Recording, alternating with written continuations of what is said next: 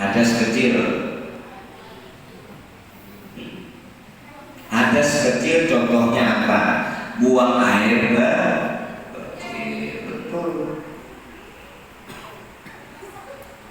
Padahal dia jawab penting, buang kecil, buang air kecil ya. Padahal contohnya betul, hadas kecil sama dengan apa? Kentut. Kentut. Nah, ada yang asik Pak, masalah kentut. Kentut itu kan keluarnya di pantat. Kenapa jadi masuk yang dibersihin muka? Ya kan? Kentut kan belakang. Kenapa ketika bersuci mukanya yang dibersihin, bukan kentutnya? Nah, ini kenapa budaya itu main-main? Itu main-main ketika lawannya.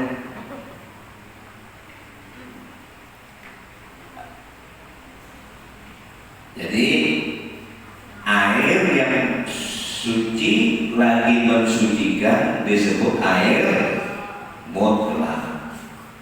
Kemudian yang kedua, air yang suci tiada mensucikan bagi yang lainnya, yang disebut dengan air mustakmal. Air mustakmal itu air yang suci dia, tapi tidak mensucikan bagi yang lainnya. Contohnya, karena kalau air mutlak ada juga contohnya dan banyak contohnya. Air yang mustakmal, air yang suci tiada mensucikan bagi lainnya. Kita punya air 1 ember, Bu, 1 ember kan? Lalu kita ambil airnya untuk mandi, bisa kita mandi. Nah, percikan air ketika kita mandi tadi termasuk ke dalam ember tadi, maka airnya yang di ember tadi berubah, yang pertama mutlak berubah mustakmal. Kenapa? Karena terpercik bekas mandi, air mandi kita tadi. Nah, air ini tidak lagi disebut air mutlak atau air yang suci lagi mensucikan. Maka air ini tidak bisa digunakan untuk menghilangkan hadas kecil maupun hadas besar. Paham Ibu? Paham gak? Bapak paham? Atau ini, air karena kita nggak punya keran, ya, kalau di sini kan airnya air keran yang langsung dari tandon ya. Itu kan jelas air mutlak dan jumlahnya itu disebut lebih dari 2 bulan. Nah, kalau air itu kita ambil untuk berwudu, berarti air tadi kan air suci lagi mensucikan, namanya air mutlak. Lalu ketika kita bawa ambil berwudu, wuduli dulu, kemudian bekas air wudu kita tadi ya terkena misal atau ditampung satu tempat kecil, misalnya di gayung air kita tadi. Nah, air kita yang tampung bekas wudu kita tadi itu namanya air mustakmal. Airnya itu suci ya, tapi tidak bisa lagi digunakan untuk berwudu. Itulah contoh.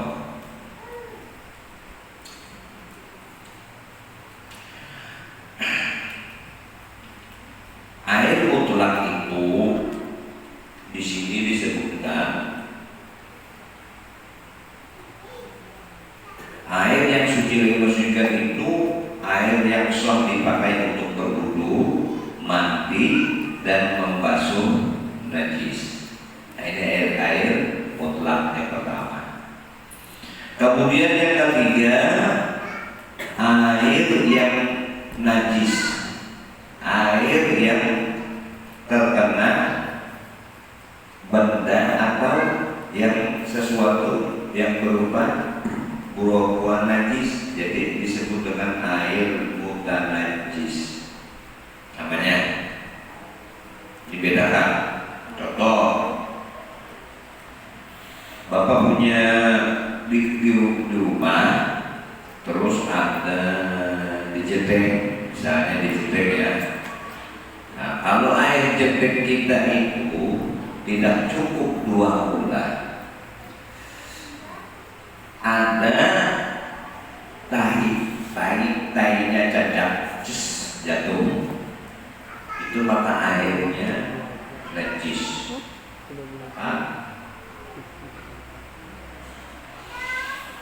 Atau misalnya di tempat WC, kayak di sini kan ada WC. Nah itu kan otomatis ada yang pakai tempat air, atau misalnya tempat ember juga bisa. Nah ketika air itu ada najisnya, maka air itu disebut dengan air bukan najis. Contoh kecilnya, ada beraknya atau tahinya cacat jatuh, maka ketika kita membersihkan, ketika kita istinja namanya, membersihkan buang air kecil, membersihkan ketika BAB, BAOL, itu tidak terangkat Pak bersihnya, bersih tapi tidak terangkat hadas kecilnya. Paham ya maksud saya? Kenapa? Sebab karena airnya najis. Lalu yang kedua, kita gunakan air mustakmal nih, yang bekas wudhu tadi misalnya, atau bekas kita ada 1 ember dan kita mandi, kemudian kepercikan masuk ember, lalu kita mau membersihkan kencing kita, mau membersihkan BAB kita, atau misalnya kita karena hadas besar untuk mandi wajib, maka air yang karena mustakmal ini tidak mengangkat hadas tadi, tapi bersih, tidak bersih, tapi belum terangkat. Nah ini yang penting diperhatikan dulu, Bu, perhatikan ya. Apalagi ibu-ibu ini punya anak gadis baru haid, itu harus betul-betul diajari. Kalau tidak, anak kita tidak mengerti, ibu berdosa dan bapaknya berdosa. Karena anak haid dia bingung, apa ini nah, oh itu biasa, darah aja. Dia tahu darah, tapi apa? Oh haid kamu. Nah cara perhitungannya harus dikasih tahu, kemudian cara mandinya harus dikasih tahu. Kalau tidak, ibu bapak karena dosa besar karena tidak mengajari anaknya tentang masalah mandi dan masalah haid. Hati-hati.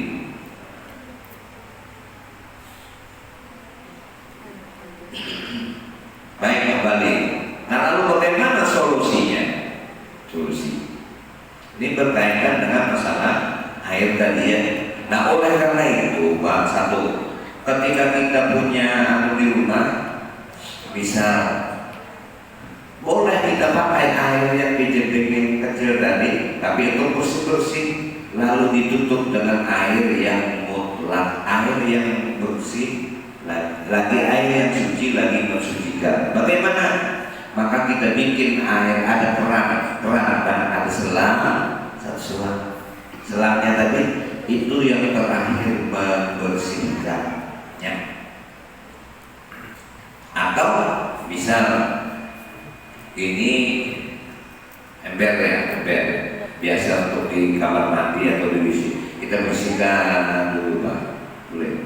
Habis itu kita buka keran, buka di gayung kita, selesai, baru bersihkan maksudnya bekas kencing kita atau bekas beol kita. Terakhirnya, maka itulah yang mengangkat. Satu, apabila kita menggunakan air mutlak dulu, ya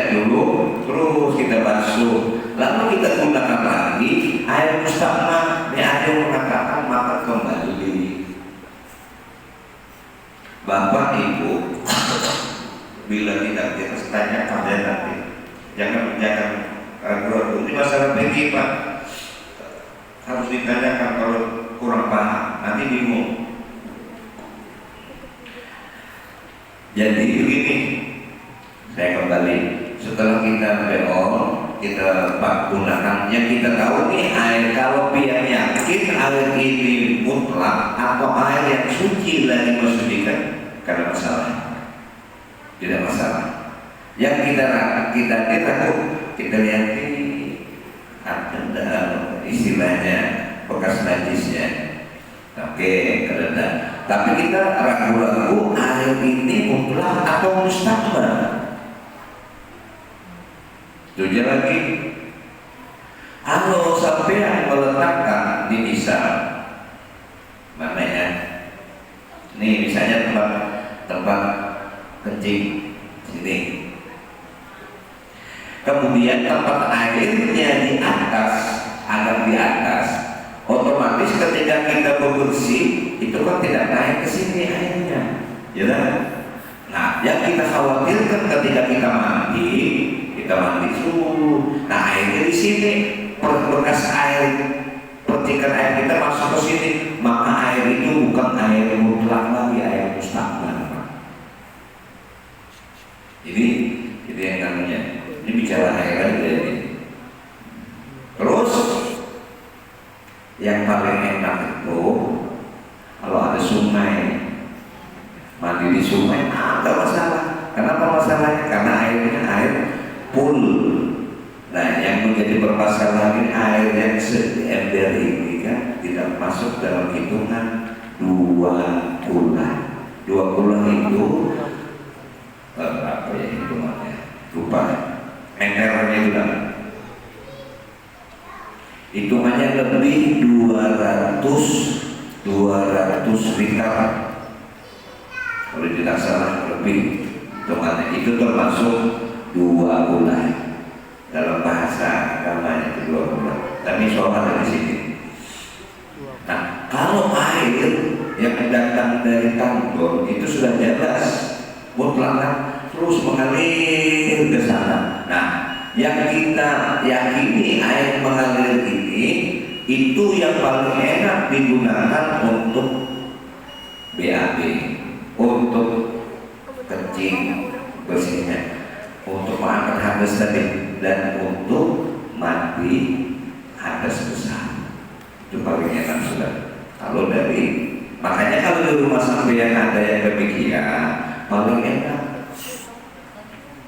Atau sampean bikin deteknya di rumah di kamar mandi itu, nah itu kalau bisa ukurannya lebih dari 2 bulan. Ini menguntungkan kita. Itu sebenarnya.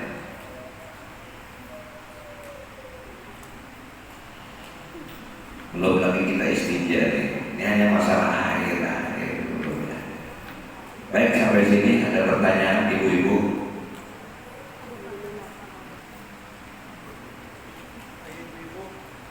Silakan kalau ya. Karena sampai lah. Oh ya ya. Ya.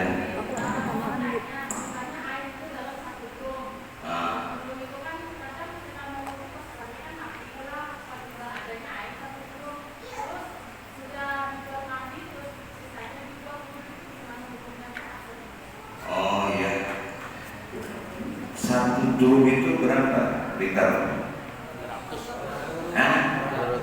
Sampai 200 liter ya. Baik. Pertanyaannya, kalau airnya, nah di sini ya, air 2 bulan, ini kita tahu dulu. Air yang sampai 2 bulan dinamakan air yang baik. Sebaliknya air yang kurang 2 bulan dinamakan air yang air yang 2 bulan dinamakan air yang banyak. Air yang kurang dari 2 bulan dinamakan air yang sedikit. tempatnya, panjang lebarnya, dalamnya 1/4 hasta. Iya, berapa ya 1/4 hasta? Di sini perhitungannya isi 2 ulah itu 60 kali 60 kali 60 cm. Jumlah airnya 216 liter. Berarti kalau 1 drum 200 kurang 16 liter. Makanya ada waktu kami di Martapura, Bu, ini drum, karena 1 drum ini belum cukup 2 bulan, diulang lagi 1 drum, maka dikasih selang ada ukuran berapa, setengah senti ya, yang biasa untuk paralon itu kan disambung. Nah, ini fungsinya supaya mencukupkan 2 ulang. 2 ulang tadi isinya 216 liter. Nah, kalau nanti 200 itu satu. Nah, pertanyaan ibu tadi, kalau 1 drum ya sampai bikin untuk mandi, gitu. Tadi kan pertanyaannya kan berkurang. Apabila air yang di dalam drum tadi kita yakini masih tidak mustakmal, jadi sampai kita kan yang meyakininya. Nah, tapi ketika kita mandi, asik mandi di drum, ternyata kita melihat air bekas mandi kita itu masuk ke dalam drum, maka bukan lagi air mutlak, tapi itu namanya air mustakmal. Kenapa sebab? Karena pertama misal anggap 200 liter nih 2 bulan, tapi kalau dalam perhitungan kita ini 216, berarti kurang ini, maka tidak bisa digunakan untuk berwudu. Kenapa? Karena airnya mustakmal. Tapi apabila ibu meyakini ketika mandi tadi tidak terkena air di dalam drum tadi, walaupun dia tidak cukup 2 bulan, tapi airnya mutlak karena air dari misalnya keran masuk ke situ kan, dan kita sudah cukup hati-hati, maka itu boleh digunakan untuk berwudu. Jadi kesimpulannya tergantung sampean waktu mandi, dan ketika kita mandi awalnya apakah benar kita yakini air ini mutlak. Paham, Bu? Kalau nah ini air yang seperti saya terangkan karena disambung ini apa,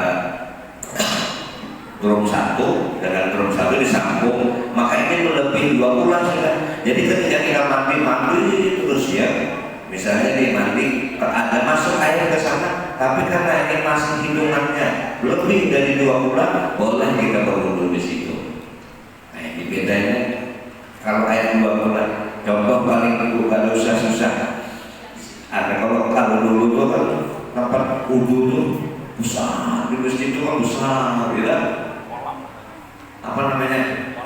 Kolam itu kan wudu masuk. Situ ada lagi wudu sama, kakinya masuk angkat lagi. Kalau hitungannya kan mustahil, tapi karena lebih daripada 2 bulan, boleh. Nah, ini bedanya. Sama ketika sampean mandi di sungai, mandi di sungai, kan ada yang cuci, gitu, ada yang berak, gitu ya, ada yang mandi, ada wudu di situ. Sah, kenapa airnya lebih?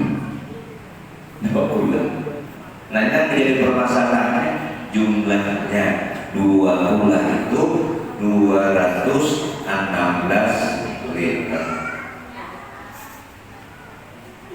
Nah, dengan paham ya. Ini untuk air. Nanti ada lagi istinja. Istinja itu kan menghilangkan najis.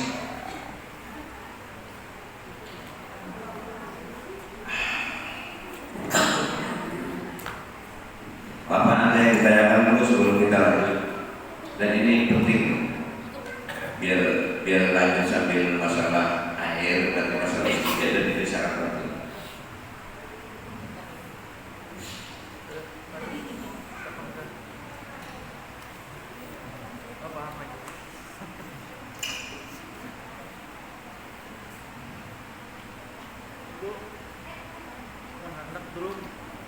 Ada? Silakan lagi tanyakan. Kalau kita lanjut dulu. Kemudian ini air yang mutlak digunakan untuk apa bahasa? Mencuci. Bahasa Banjarnya bata tapas. Ada ibu-ibu kan, apalagi yang punya anak kecil tuh, bekas kencingnya kata-kata kita sudah yang kecil Pak, dia dilempar sini, lempar. Nah, ketika mau mencuci digabungkan dengan baju sampean, digabungkan dengan baju bapaknya, digabungkan dengan baju yang biasa untuk sholat. Ketika ada kencing dicampur dengan baju-baju kita, maka seluruhnya baju kita itu najis. Oh, oleh karena itu, kalau dia punya anak kecil, lainkan kalau nak mencuci itu untuk anak kecil khusus.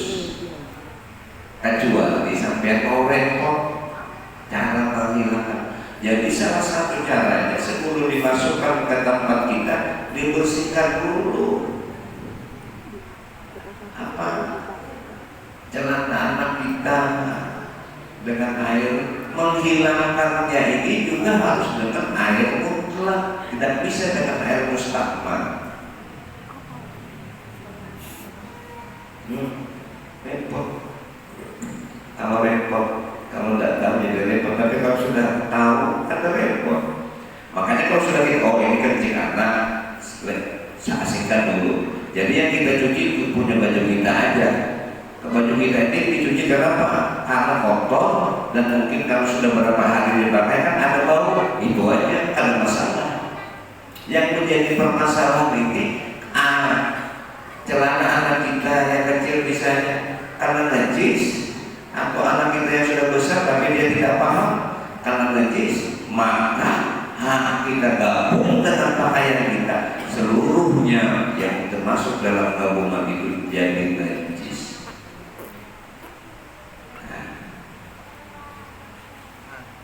Solusinya, kalau ini tapasan cucian kita dibawa ke sungai, nah ini ke sungai, kita cuci ke sungai, ini terangkat semua sudah.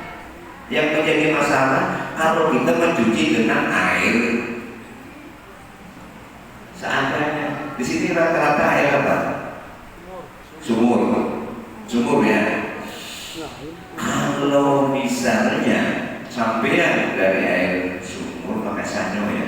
Nah, ketika air keluar dari sanyo tadi, itu kita ambil, misalnya anggap ini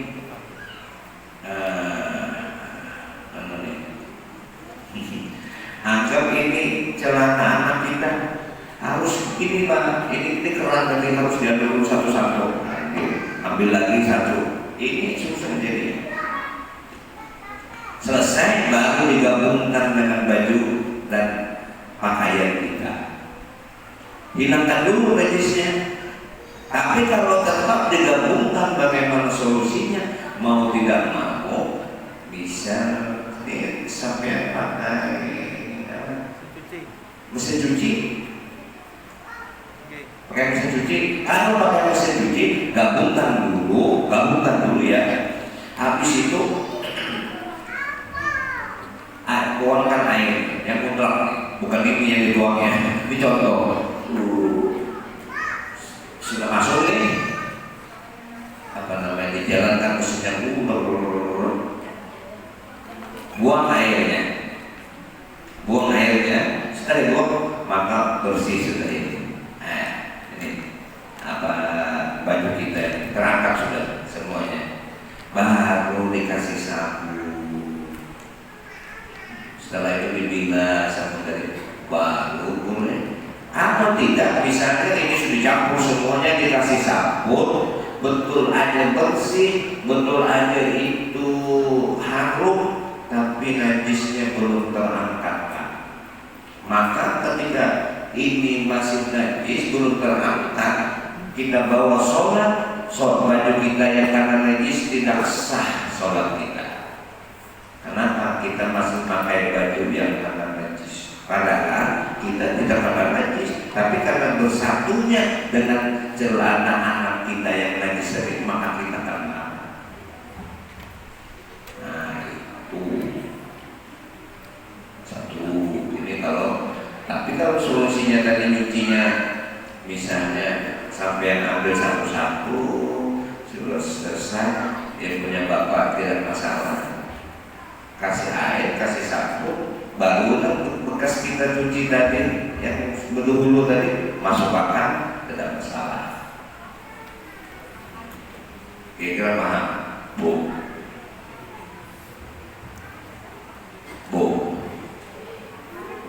paham? Mudah-mudahan.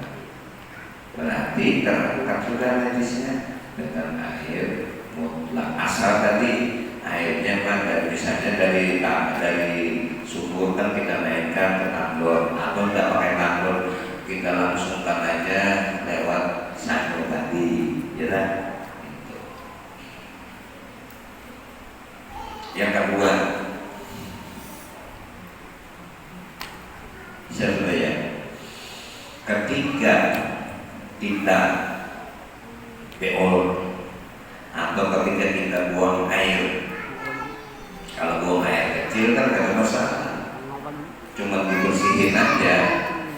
Sudah misalnya nih, kalau laki-laki kan kepalanya dibersihin, tapi Pak jangan membersihkannya dengan air. Kalau air kecil sudah gak sah, ini air mustakmal, kita bersih dengan air mustakmal. Nah, ketika kita bersih dengan air mustakmal, ini tidak terangkat najisnya. Boleh kita pakai air mustakmal sudah bersih, terakhirnya harus air mutlak. Dan dia harus tahu membedakan ini air mutlak, ini air mustakmal. Ini dulu penting. Itu kalau buang air kecil. Ini usaha aja tuh. Kemudian yang kedua, ketika BAB paham? Anak-anak BAB,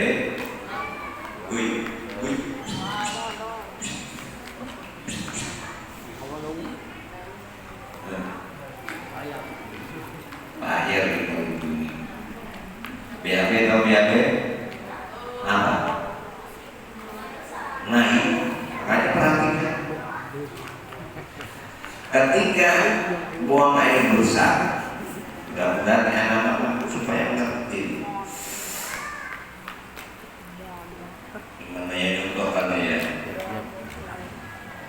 mau praktek. Nah, ketika kita buang air besar, tapi bukan angkat ini ada. Ketika kita buang air besar kan gini, bagi laki-laki, masih itu supaya kelihatan. Bagi laki-laki itu kan ada kepala burungnya, ya kan? Ibu-ibu jangan senyum-senyum aja. Nah, yang susah nih ketika kita ambil cebok, kayu kan cuci nih, tangan kita sudah kiri.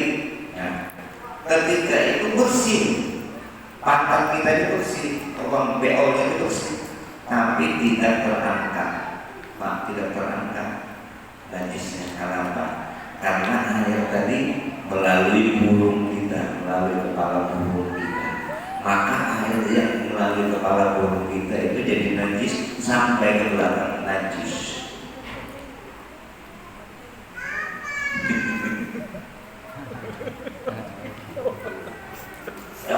Yang kepalanya tuh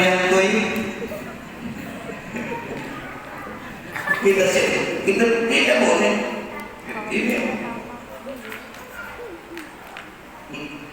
kecuali sampai cucinya dari belakang airnya baru dibersihin. Dapat katakan kenapa kepalanya Tapi kalau misalnya biar air mutlak kita gunakan, lalu kita siram kena kepalanya, najis. Kepala burung.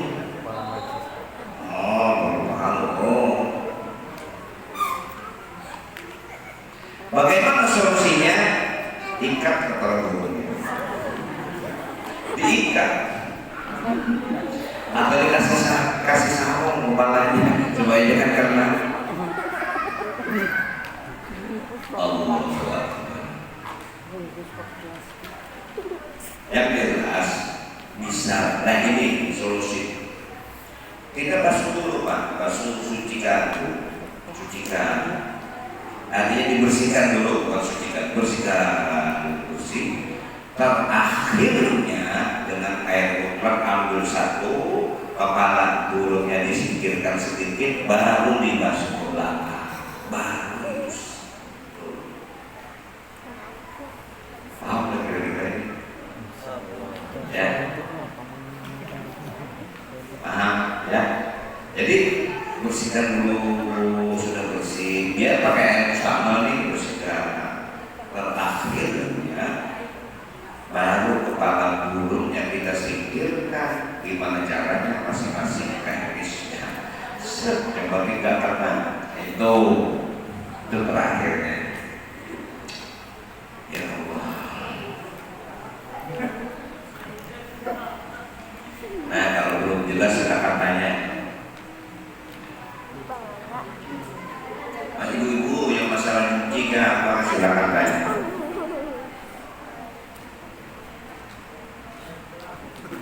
Susi ketawa.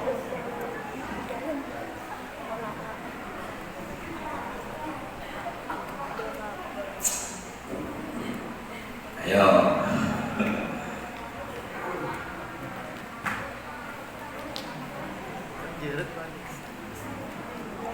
Kasih sarung nggak gurunya?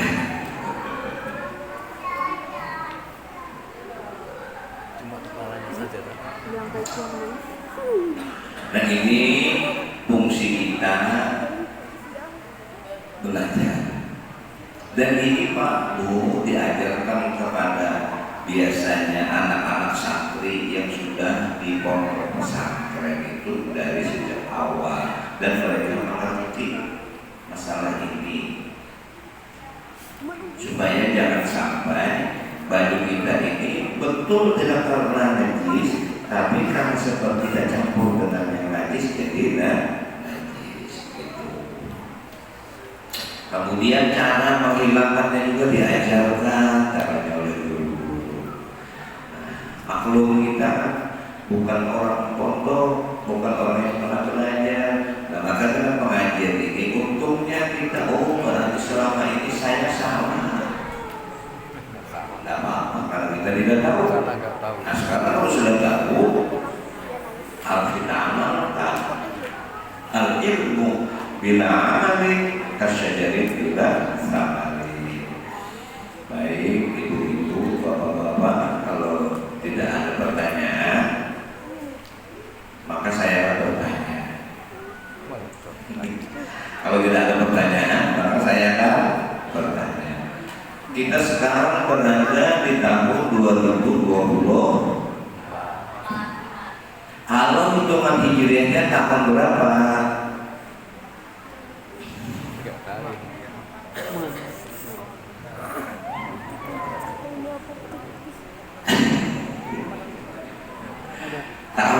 Tahun sekarang kan 2024.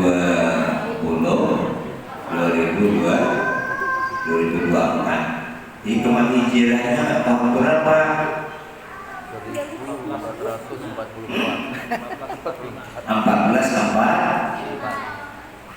14 jangan kita ingat 2024 ya, ini kan 14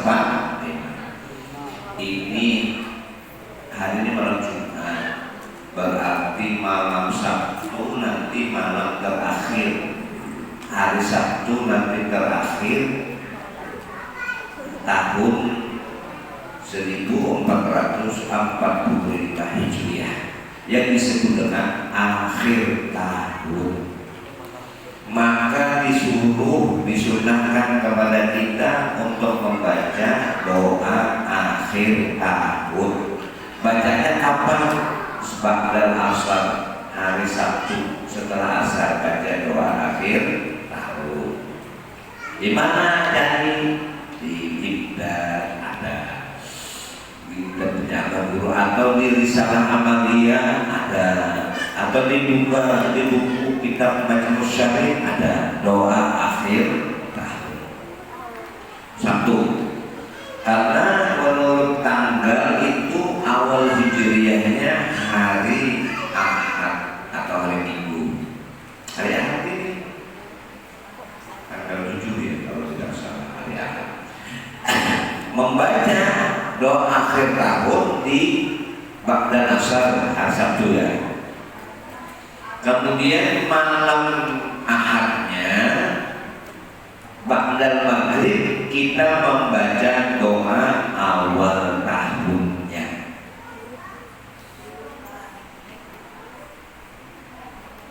Ada doa awal akhir tahun, doa awal tahun.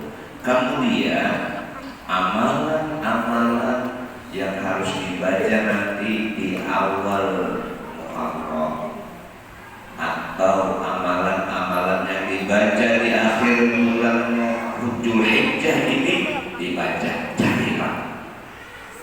Kalau kita khususkan spesial membahas di kita masalah awal tahun baru, kita tidak maju lagi pelajaran kita.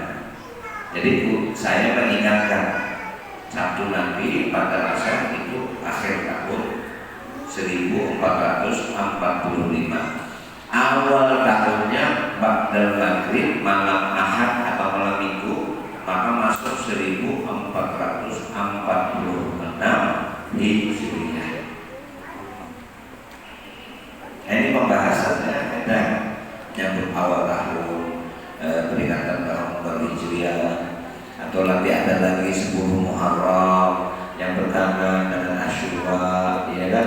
Nah itu banyak. Coba biar kalau ada buku Majmu' Syarih, Risalah Amaliyah atau Ibdan yang susunan abang itu ada juga bacaan amalan itu, atau Google di Google, karena bang Google awal amalan akhir tahun, amalan awal tahun itu kita disuruh banyak. Bahkan dianjurkan kepada kita untuk berpuasa sunnah di akhir tahun dan di awal tahun. Bagus kita menyambut awal tahun kita dengan puasa.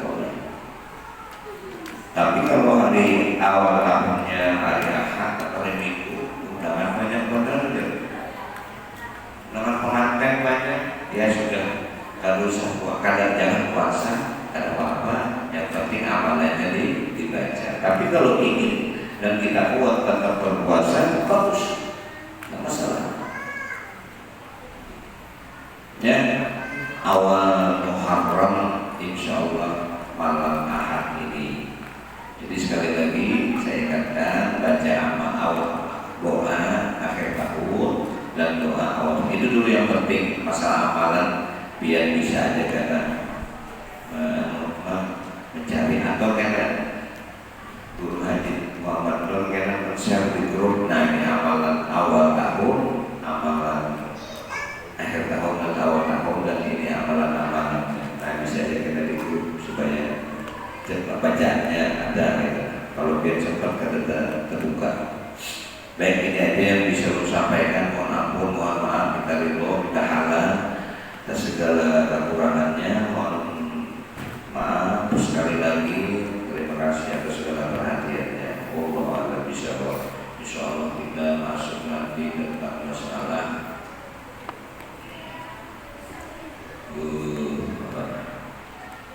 masalah. Nah, kemudian kita nanti membicarakan masalah najis. Tadi sudah kita bicarakan sedikit 10 menit tentang masalah najis dan cara membersihkannya. Itu aja, insyaallah. Setelah itu kita masalah wudu lagi. Banyak lagi sebenarnya.